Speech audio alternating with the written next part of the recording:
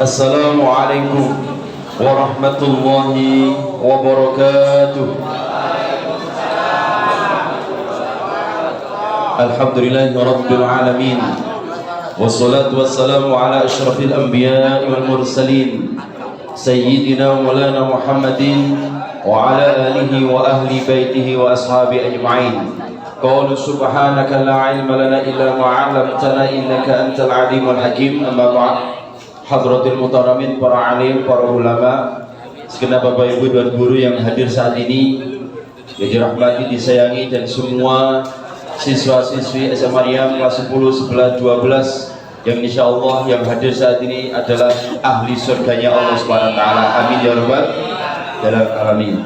Sekaligus yang hadir saat ini adalah orang-orang hebat, calon-calon kiai, calon-calon bunyai, calon presiden, termasuk calon wali kota dan calon gubernur. Allahumma sholli ala sayyidina Muhammad.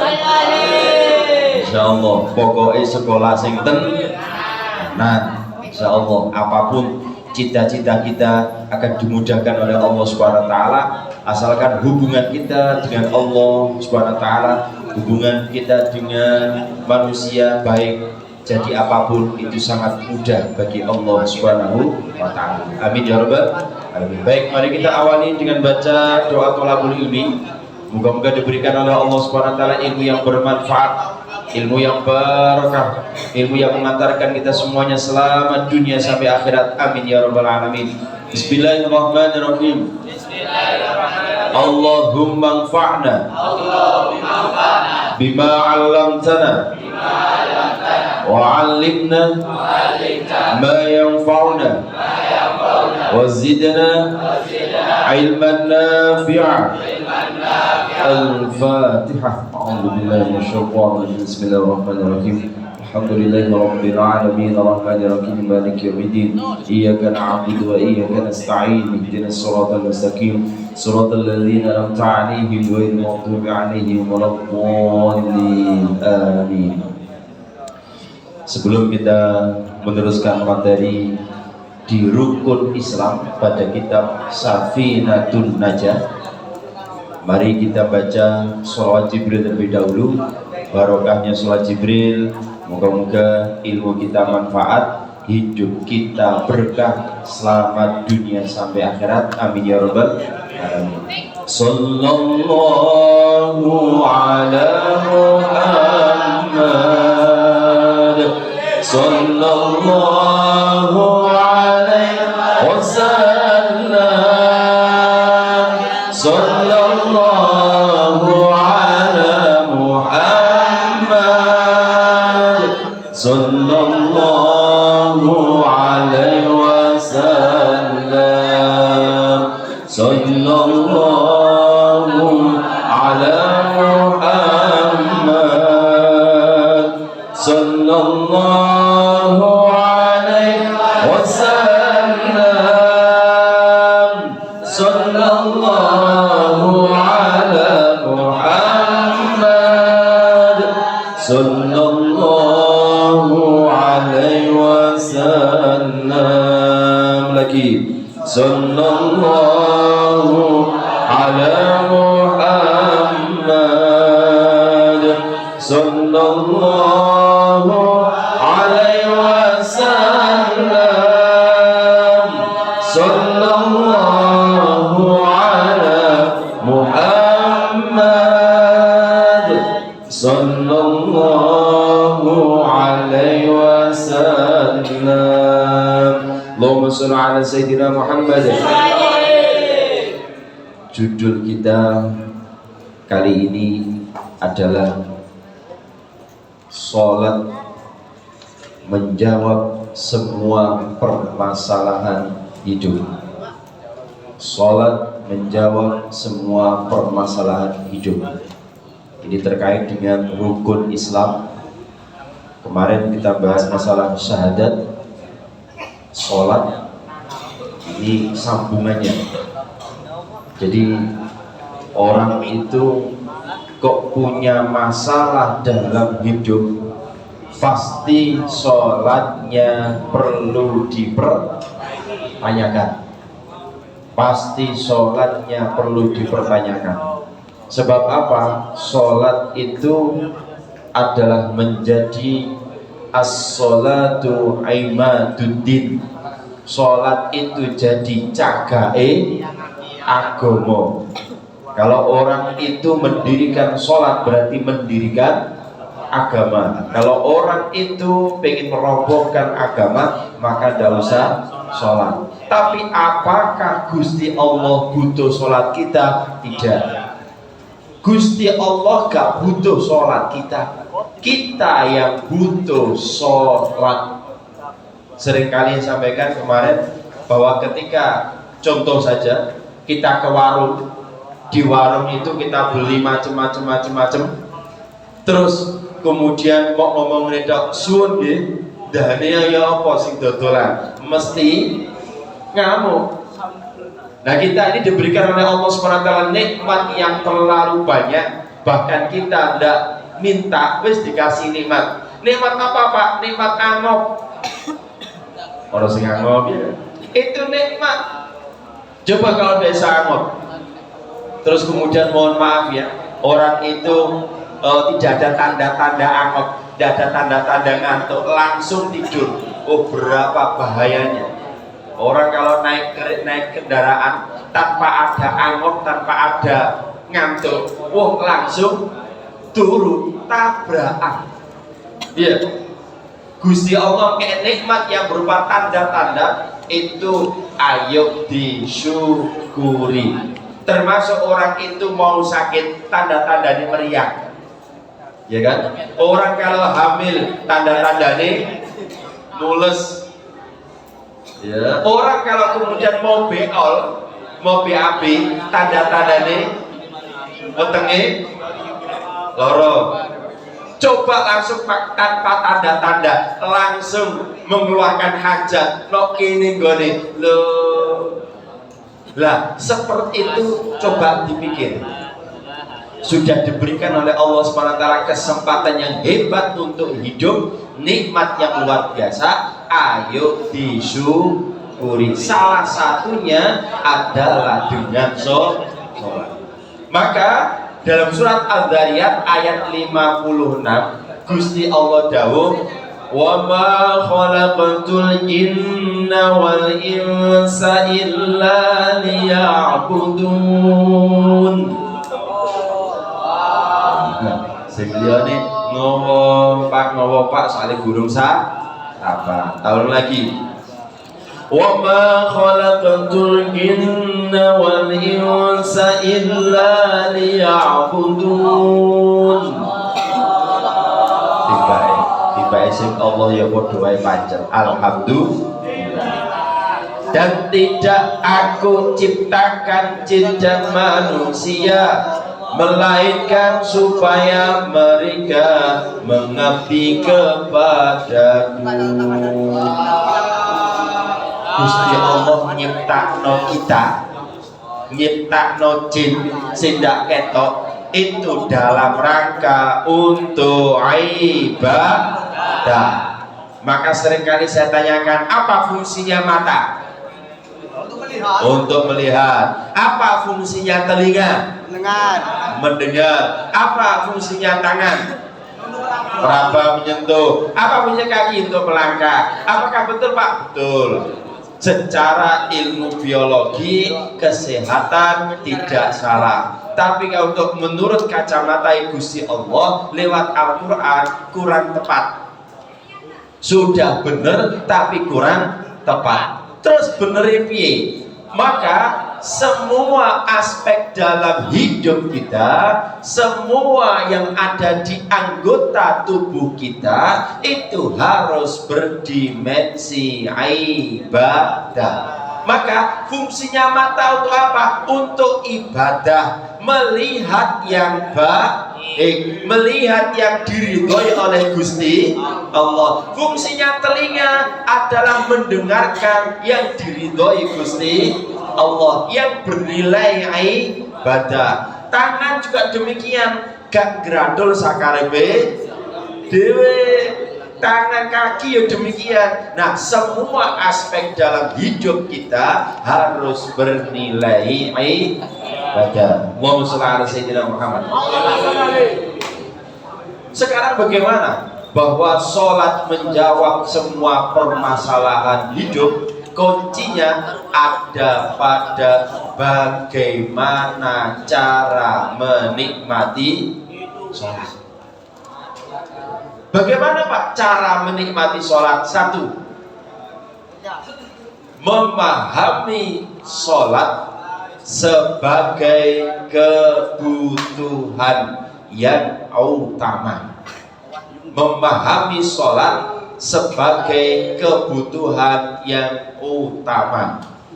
Jadi sholat itu kebutuhan yang paling utama. Bahkan nanti ketika di akhirat, sholat itu menjadi jawaban bahwa kita adalah amal ibadah yang lainnya itu menjadi aman. Ya, sholat itu menjadi jawaban bahwa amal ibadah yang lainnya adalah menjadi aman. Sebab sholat nanti yang dihisab pertama kali. Bagaimana Pak memahami sholat sebagai kebutuhan? Ya, bagaimana kita butuh dan Gusti Allah itu bagaimana? Kita tidak mungkin tidak butuh Gusti Allah. Kita tidak mungkin tidak butuh hidup. Maka kehidupan kita itu adalah butuh dan Gusti Allah. Maka itulah ayo sholat menjadi sebuah kebutuhan. Allahumma shalli ala sayyidina Muhammad. Supaya tahu sholat itu menjadi kebutuhan, maka harus ngerti artinya sholat. Artinya apa Pak? Secara bahasa, sholat punya arti doa. Secara bahasa, sholat punya arti doa, zikir, ingat. Berarti sholat itu kudu eling dan Gusti Allah. Loh Pak, sekarang ada aliran khusus Pak. Kalau memang sholat itu adalah zikir, ingat nang Gusti Allah, berarti ketika ono azan Allahu akbar, wis aku mau eling nang Gusti Allah, apakah sah? Halo, apakah sah? Berarti gak usah sholat gerak-gerik itu, cukup eling nang Gusti Allah. Apakah sah? Lihat-lihat dulu. Kalau seperti kita, jangkep, sehat, dohir batinnya yo aman, tidak ada masalah, maka itu tidak cukup itu. Loh, kalau gitu bagi siapa Pak? Orang yang sholatnya cukup ingat adalah orang yang ketika sakit dan sakitnya adalah koma. Tahu koma?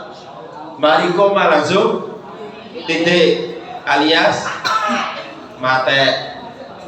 Jadi kalau kalian pengen sholatnya hanya eling toh, silakan apla-apla nanggone Karang Menjangan, apla-apla nanggone rumah sakit haji, atau yang dekat dengan kita yaitu rumah sakit Menur. Nok ngono sakit parah koma, wis sholatnya cukup eling. Ya, sholatnya cukup eling. Nah, sing waras gini tidak bisa. Nanti ada tingkat-tingkatannya. Oke. Itu sholat dalam segi bahasa supaya ngerti. Berarti kalau ada orang saya wis sholat kan cukup eling, wah iki aliran sing gak genah iki. Sekarang itu kan ada jarene wali. Lho kok gak sholat? Aku sholat nang nggone Mekah. Kamu sholat subuh nang kene, aku nang kono sholat nang nggone Mekah. Ana wali ngono ku aja dipercaya. Nek dadi wali ku sing pinter. Loh bagaimana Pak? Loh jamnya subuh di sini sama subuh di Mekah itu beda. Kalau subuhnya kita di Indonesia, di Surabaya itu jam 4, di sana sekitar jam 9. Berarti kalau pengen sholat subuh, yo jam sono. Jadi wali ku sing pinter, wali kok gak pinter belas. Ya, aku Jumatan jerene, aku kok Jumatan nang kene, aku Jumatan nang gone Mekah baiki. Padahal Jumatan nang Mekah itu masih sekitar 5 jam ke depan. Oke, paham ya? Jadi itu orang-orang yang kalau kemudian dikatakan siapa yang sholatnya cukup iling adalah orang yang koma terus diomongi nanggone telinga, didengarkan Pak sholat duhur, terus wae ketap ketip tok, nah itu dianggap sholat. Ya, kok kemudian dia meninggal dunia, maka insya Allah sudah gugur sholat. Bagaimana wudhunya? Ya wudhunya kalau imam yang hidup bisa memberikan tayamum silakan. Kalau tidak bisa, maka dalam kondisi darurat, yaitu sholatnya orang itu. Paham?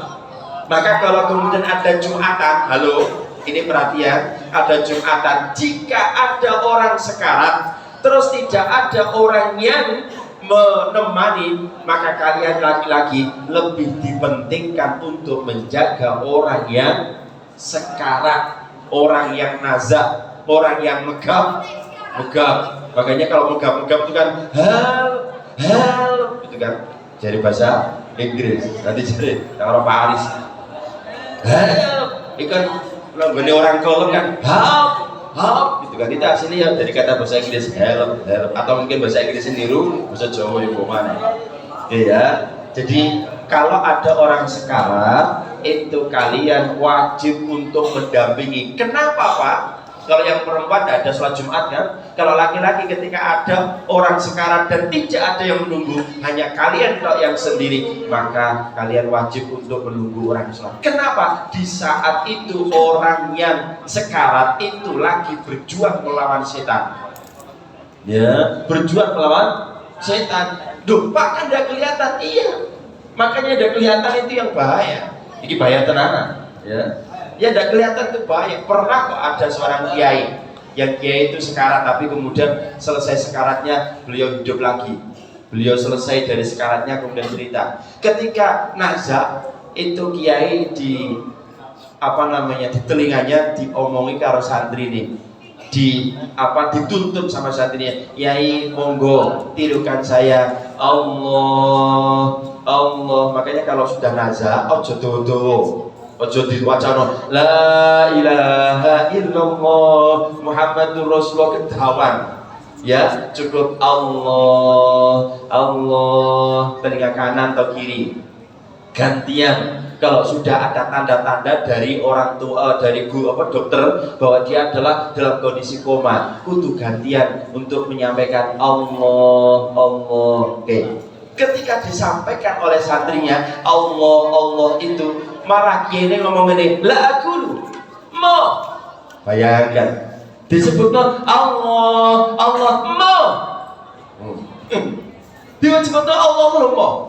Ketika beliau sudah nazaknya selesai dan beliau tidak jadi meninggal dunia, ditanya oleh santrinya, Yai ngapunten, jenengan tadi tak tuntun, saya ajak untuk panjenengan menyebut nama Allah dan jenengan dalam kondisi nazak. Kenapa jenengan malah menyampaikan kepada saya mo niku nopo Yai, ada apa Yai?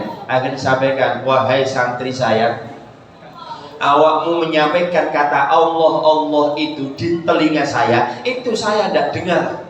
Bayangkan, padahal di telinganya pas, itu saya tidak dengar. Yang dengar apa? Omongannya setan. Omongannya setan. Maka orang nazak itu dikawal betul. Maka mohon maaf ya, kalian sebagai orang Islam, tolong kalau sudah kategori sakit, apalagi nazak, jangan ada, mohon maaf, jangan ada di rumah sakit yang selain Islam. Khawatir nanti pas waktu nazak. Bukan saya tidak respect tetap dengan yang namanya rumah sakit selain Islam. Tapi di saat momen yang terakhir sangat bahaya jika kita tidak diselamatkan dengan kata Allah. Kecuali kalau rumah sakitnya sudah kondisinya bisa mentoleransi dan bisa menyesuaikan, monggo. Tapi umumnya kalau sudah seperti itu nazak itu bahaya.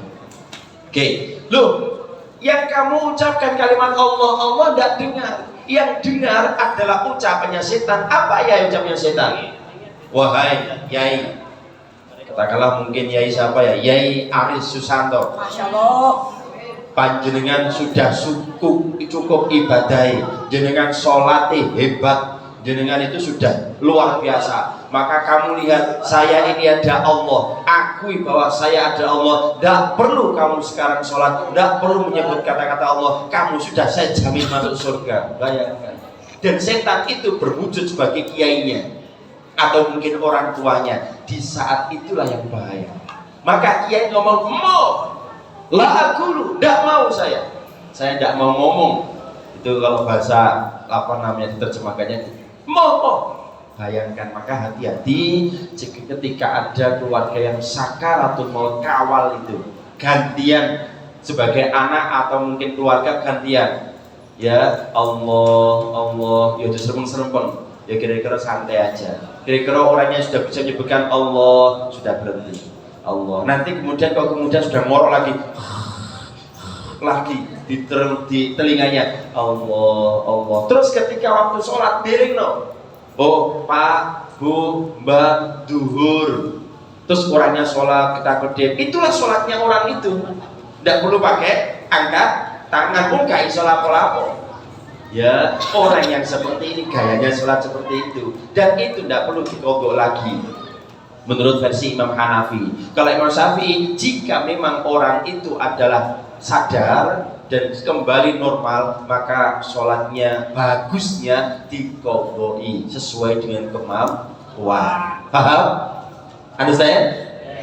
Ini ilmu, tolong dipahami dengan sebaik-baiknya dan dikawal betulan ketika ada orang yang sedang kondisi sakaratul maut atau nazar. Oke, yang kedua, sholat secara istilah. Ya, kalau secara bahasa punya arti doa, zikir, ingat. Secara istilah adalah aktivitas mulai dari takbir sampai salam. Ulang lagi. Secara istilah adalah aktivitas mulai dari takbir sampai salam. Jadi kalau kalian sholat yang mulai takbir Allahu Akbar sampai Assalamualaikum warahmatullahi kanan, Assalamualaikum warahmatullahi kiri. Nah, ini umum iling. Nanti barangkali kalau saya meneruskan terkait dengan rukun sholat dan seterusnya kok lali, ini umum iling. Jadi kalau kalian sholat ngempet ngentut itu hukumnya makruh. Ya, sholatnya tidak batal, tetap sah, tapi makruh. Jika memang itu masih sholatnya panjang, bagusnya dibatalkan, terus kemudian menuju ke tempat wudhu. Ya. Pak, kan kemudian saya melangkai orang yang sholat, maka bagusnya itu duduk di situ, meneng. Nah, meneng kan jadi masalah, ya kan? Meneng jadi masalah. Kenapa? Ngetarani berarti dhek sing ngentut. Soale sak masjid sak musala ambune ngentut. Maka bagaimana supaya tidak jadi masalah dan entutnya bisa diambu, dicium sak masjid, sak musala, termasuk orang yang ngentut juga menikmati, dan supaya sholatnya aman, ikutlah sholat jika memang tidak bisa keluar. Ikut sholat gendak-gendut dan macam-macam itu ya, tapi sholatnya tidak dihitung sholat. Nanti setelah salam kadang ini langsung pelencing. Tapi kadang yang ngetara di situ mesti itu ya, supaya ada ketarani berarti ki sing entut iku mangan kan nyambune gak. Nah, mangan opo ae simbukan mangan opo gitu kan. Maka situ. Nah, ketika sudah mendekati salam, bagusnya ditahan. Kalau masih lama sholatnya, itu silakan langsung dikeluarkan dan kemudian wudhu. Tapi kalau sholatnya sudah mendekati injury time, ya sudah mendekati salam, bagusnya ditahan. Terus salam aja bagian kanan, Assalamualaikum warahmatullahi. Ojo salam sebelah kiri, nah cepet dintut no. Ya, kalau salam kanan terus ngentut salam kiri, berarti sholatnya batal kabeh. Kenapa? Yang salam sebelah kanan itu wajib rukun, yang salam sebelah kiri itu sunnah. Jadi kalau wayai seumpama nuntut ya wis mules-mules at-tahiyatul mubarakatuh shalawatut thayyibatullah, langsung kemudian imamnya assalamualaikum warahmatullahi wabarakatuh, assalamualaikum warahmatullahi wabarakatuh, kemudian gitu ya. Ojo salam sebelah kiri. wis salate aman. Tapi ning ngentut salat noleh sebelah kiri, maka salatnya tidak aman. Oke, masih dalam bentuk istilah salat ini masih panjang ya. Masih panjang. Ada manfaat salat, ada hikmah salat, ada menunggu salat, ada jamaah salat. Nanti kita akan bahas pada pertemuan yang akan datang insya Allah. Tapi yang jelas yang terpenting, ayo salat itu dinikmati, bahwa sholat itu adalah kebutuhan kita, bukan kebutuhan Gusti Allah. Kembali lagi, Gusti Allah tidak butuh sholat, kita yang butuh sholat. Namun aneh, dijak sholat malah gerutu, malah sambat. Sholat maneh, sholat kok diabsen, sholat kok diawasi. Lo penting dalam rangka untuk litarbiyah, dalam rangka mendidik. Wallahu a'lam bishawab. Astaghfirullah Rabbal baraya, astaghfirullah khataya Rabbi zidni ilman nafi'an wa wafiqni amalan salihan. Astaghfirullah Rabbal baraya, astaghfirullah minal khataya Rabbi zidni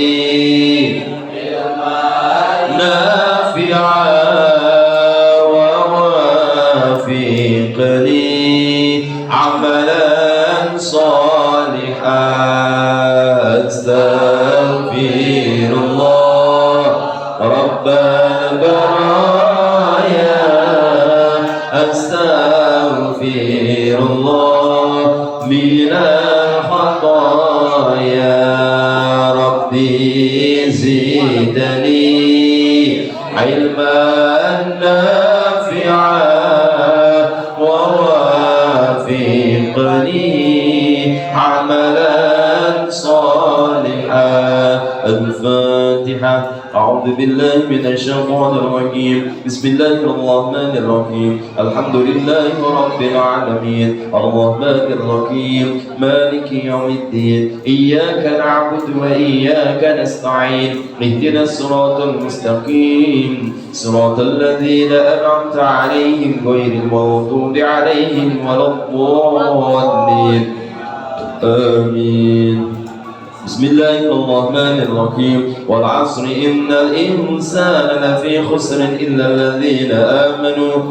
الذين آمنوا وعملوا الصالحات وتواصوا بالحق وتواصوا بالصبر. صدق الله العظيم. كلام قديم لا يمل سماعه تنزه عن كونه وفعله ونياتي به أستفي من كل داء ونور دليل لقلبي عند جدي وخيراتي فيا ربي متعني بسر حروفي ونور به قلبي وسمعي ومقلاتي. كبرت المجلس. سبحانك اللهم وبحمدك أشهد أن لا إله إلا أنت أستغفرك وأتوب إليك. والعفو منكم والله موفق إلى أقوم الطريق. السلام عليكم ورحمة الله وبركاته.